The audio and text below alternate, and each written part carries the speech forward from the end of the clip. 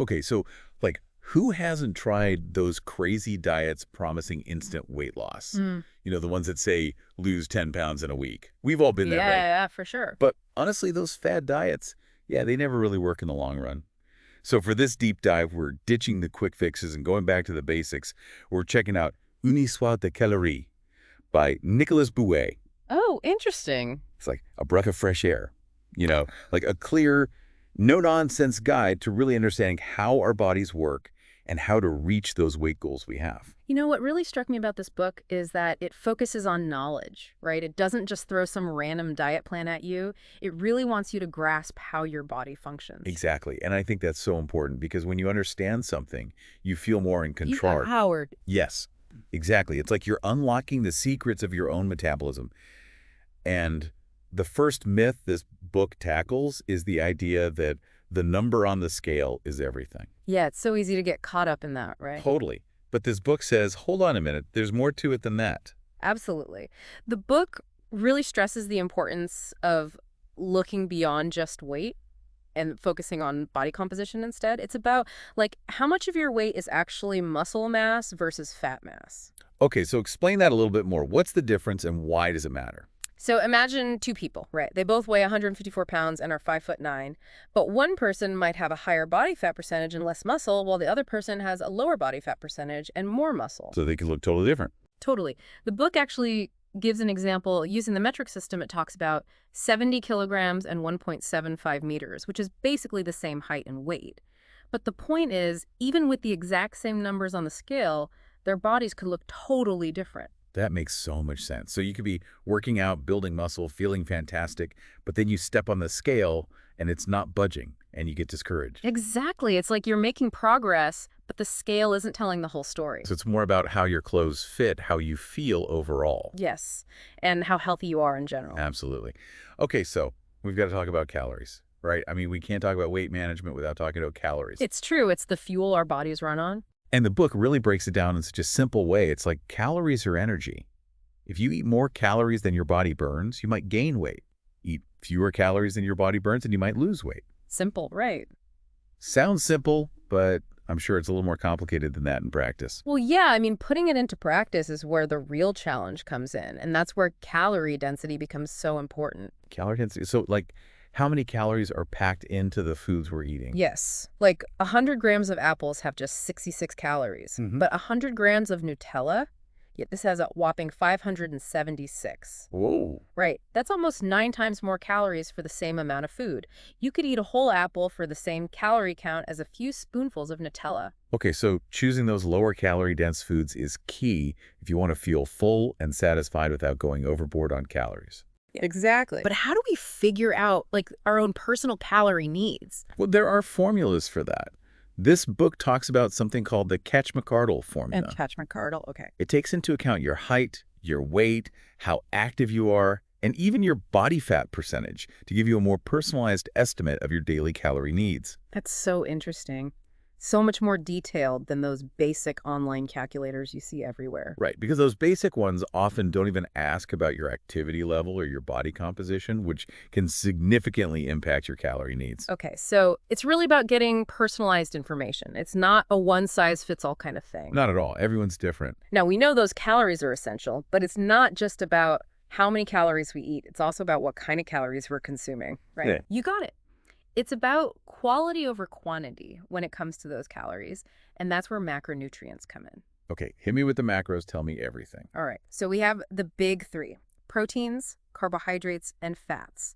And finding the right balance of these nutrients is super important for seeing those optimal results. Let's break it down one by one. So protein, tell me all about it. Protein is crucial because it provides the building blocks for, well, your muscles, your tissues, everything. Okay, so it helps with muscle repair. Yes, repairing and building muscle tissue. And each gram of protein has 4 calories. You can find protein in tons of delicious foods like meat, fish, eggs, dairy products, and then you've got your plant-based sources like legumes, tofu, and nuts. So many options. Right. And then we have carbohydrates, which, tend to have a bit of a bad reputation these days. Carbs definitely get a lot of hype, both good and bad. For sure. But they're your body's main source of energy. They also have 4 calories per gram, just like protein. It's just important to choose the right types of carbs. Right, so we want to go for those complex carbs like whole grains, fruits, vegetables, rather than the simple carbs that are found in processed foods and sugary drinks. Exactly. Complex carbs provide more sustained energy, keeping you feeling fuller for longer. And lastly, we have fats. Fats are the most calorie-dense of the macronutrients, clocking in at 9 calories per gram. 9 calories, wow. Okay, so they're essential, but we got to watch out for those calories. Well, it's all about balance and choosing healthy fats. So where do we find those healthy fats? You've got your avocados, your nuts, seeds, olive oil, and fatty fish like salmon. These good fats play a vital role in hormone production and other important bodily functions. So we've covered calories, we've got those macros down, proteins, carbs, fats. It's all making sense, but how do we actually use this knowledge in our daily lives? Right, like how do we put it all into practice? Sure. Well, this book suggests something pretty interesting. It talks about tracking your food intake, like actually noting down your calories and macros, at least for a little bit. Tracking, okay, interesting. Not to obsess over it or anything, but just to build awareness. Like you'd be surprised how many calories can sneak into our diets without us even realizing it. That's so true. I feel like I could be way off on portion sizes sometimes. Exactly. And this tracking, even for a short time, can really open your eyes to those things. It's like a crash course in portion control and making more conscious food choices. Plus, there are apps for that, you know? Oh, yeah, there are tons of apps these days. Right. Apps like Yahtzee or MyFitnessPal, they can be super helpful. They kind of take the guesswork out of tracking. They do all the calculations for you, which is really nice. Exactly. But again, it's not about becoming like a slave to those numbers. It's more about using them as a tool to educate yourself, you know? It's like you learn the rules, you build that knowledge, and then you can start to improvise a little, make more intuitive choices. Exactly. Love that. Okay, speaking of making informed choices, let's talk about nutrition labels. I feel like they can be so confusing. Oh, tell me about it. All those numbers and percentages. Right. It's like trying to decipher a secret code. It can be intimidating for sure. But once you get the hang of it, those labels can be incredibly helpful. It's all about understanding what to look for. It's like having a superpower in the grocery store. Right. You can compare products, make healthier choices, you know. Like, remember that example from earlier about the apples and the Nutella? Oh, yeah, the calorie difference was insane. I know. But just imagine looking at those nutrition labels side by side. It would make that difference crystal clear and could even nudge you towards that healthier choice. Such a good point.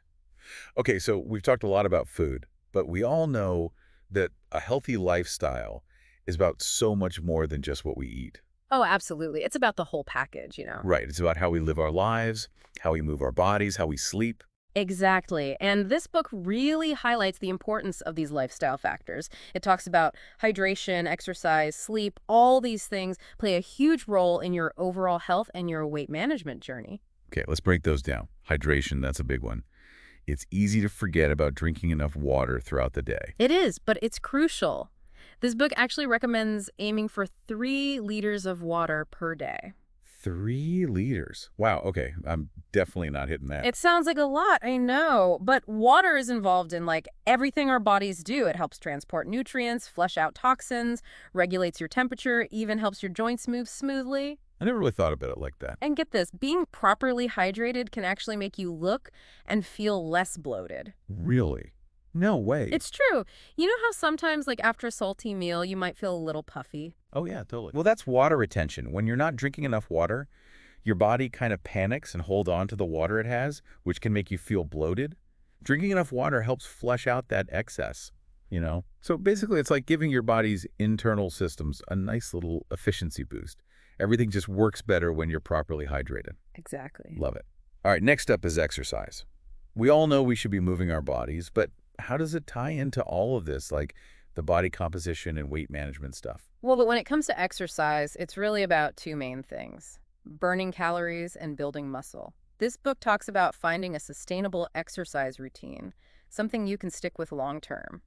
Ideally, it should incorporate both cardio, like running, swimming, and strength training. So get that heart rate up and challenge those muscles. You got it. Cardio burns calories, improves your heart health, all that good stuff. while strength training helps build muscle. And muscle is good, right? Muscle's great. Muscle tissue actually burns more calories at rest than fat tissue does. So by building muscle, you're essentially boosting your metabolism even when you're not working out. It's like building a calorie burning machine. I like the sound of that. Okay, lastly, let's talk sleep. I feel like this is the one we're all guilty of neglecting. I know. We wear it like a badge of honor, like, oh, I only got 5 hours of sleep last night. I'm so busy. I know.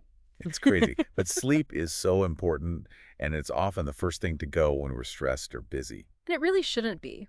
This book actually emphasizes aiming for 7 to 9 hours of quality sleep each night. 7 to 9. Okay, wow. Some nights that feels impossible. Yeah. Why is sleep so important, though? Like, what's actually happening in our bodies while we sleep? Well, first of all, sleep is when your body gets to work repairing and rebuilding itself, especially your muscles after a workout. Plus, it plays a huge role in hormone regulation. Okay, so not enough sleep, hormones get out of whack, right? Exactly. And one of those hormones that can get messed up is your appetite. When you're sleep deprived, your body produces more of the hormone ghrelin, which makes you feel hungry. So you feel hungrier when you're tired. That makes a lot of sense. And at the same time, lack of sleep suppresses leptin, the hormone that signals fullness. So not only are you hungrier, but you might also have a harder time feeling full. It's like a double whammy. Wow, I had no idea it was that powerful. Okay, I am definitely going to prioritize sleep tonight. That's it. I'm setting a bedtime reminder on my phone right now. So we've covered a lot of ground here. We talked about calories, macros, and now all these important lifestyle factors. It can feel a bit overwhelming. Like, where do we even begin? I know, right? It's like we have to overhaul our entire lives. But that's actually the opposite of what this book is suggesting. It's not about making drastic changes. No, not at all. It emphasizes that it's not about being perfect. It's about progress. It's about making small, sustainable changes over time. It's like we're not striving for this perfect ideal. We're just trying to be a little bit better each day. Exactly. It's about making those healthy choices a habit, something you don't even have to think about. So where do we even begin? Like, what are some actual steps we can take? Well, the book talks a lot about focusing on whole, nutrient-dense foods as the foundation of your diet. So like filling our plates with fruits, vegetables, lean proteins, those good for you foods, right? Exactly. Foods that are packed with nutrients and fiber, the stuff that keeps you feeling full and energized without all the extra calories and processed junk. It's like choosing quality over quantity when it comes to our food. 100%. But that doesn't mean we have to say goodbye to treats forever, right? Like, I'm all for healthy eating, but a life without a little chocolate now and then. No, thank you. Oh, I totally agree. This book isn't about deprivation at all. It actually encourages you to enjoy those treats, but in moderation. Moderation is key. Right. It's about finding that balance, that sweet spot where you can satisfy those cravings without derailing all your hard work. So it's about finding a way to enjoy those treats guilt-free. Like, it's okay to indulge once in a while as long as you're making healthy choices most of the time. Exactly. I love that. Okay, so we've talked about the food itself, but another big part of this whole sustainable lifestyle thing is tuning into our bodies. Oh, yes. Being mindful is so important. Like actually paying attention to our hunger cues. Because sometimes I swear I eat when I'm bored, not even hungry. Oh, I've totally been there. Mindless eating is a real thing. It is. So how do we become more mindful, more in tune with those hunger and fullness signals? Well, the book talks about slowing down, for one thing, like actually savoring your food, paying attention to the taste, the texture, all of it. Being present with our food, not just shoveling it in while we're checking our phones. Exactly. And another thing is, like, before you reach for that snack, take a moment to check in with yourself. Ask yourself, am I actually hungry, or am I just bored, stressed, or feeling emotional? Ooh, that's a good one. Because sometimes those emotions can feel like hunger pangs. Totally. And often just that simple act of pausing and being present can help you make a more conscious choice. So it's all about being more aware of our bodies and our habits. Love it. Now, we can't forget about exercise. We talked earlier about how important it is for burning calories and building that metabolically active muscle. But sometimes finding the motivation to actually work out is the hardest part. I feel that. It's like my brain knows it's good for me, but my body would rather just chill on the couch. Right. So how do we make exercise feel less like a chore and more like, something we actually want to do? Well, I think the key takeaway from the book is finding something you genuinely enjoy. It's like, don't force yourself to do something you hate. Find something you love, and it won't feel like a chore anymore. Exactly. Like, if you hate running, don't run. There are so many other ways to move your body. Maybe it's dancing, swimming, hiking, playing a sport, whatever gets you excited. Yes, make it fun. Yeah. And speaking of things that should be enjoyable, let's circle back to sleep and stress management. Two of my favorite things. Or, I guess, lack of stress and plenty of sleep. Right. But we often overlook those things, don't we? We talked about how important they are for our hormones, our appetite, our overall well-being, but they're often the first things to go when we get busy.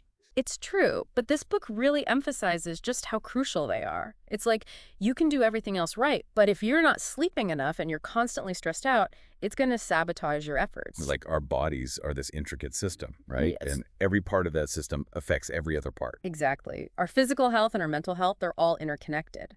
So we've got to take care of the whole package. This has been such an eye-opening deep dive. I feel like we've gone way beyond those surface-level diet tips and really explored how to create this holistic, sustainable lifestyle that supports both our physical and mental well-being. Totally. It's been so refreshing to dive into a book that focuses on empowering you with knowledge rather than just throwing another restrictive diet at you. Absolutely. And it's been great chatting with you about all of this. But before we wrap things up, I do want to say that while this book, Une histoire de calorie, has been incredibly insightful, it's got me thinking about something else too. The mental and emotional side of eating. Oh, I know what you mean. That's huge. It's one thing to understand the science of calories and macros and all of that, but how do we cultivate a healthier, happier relationship with food and with our bodies?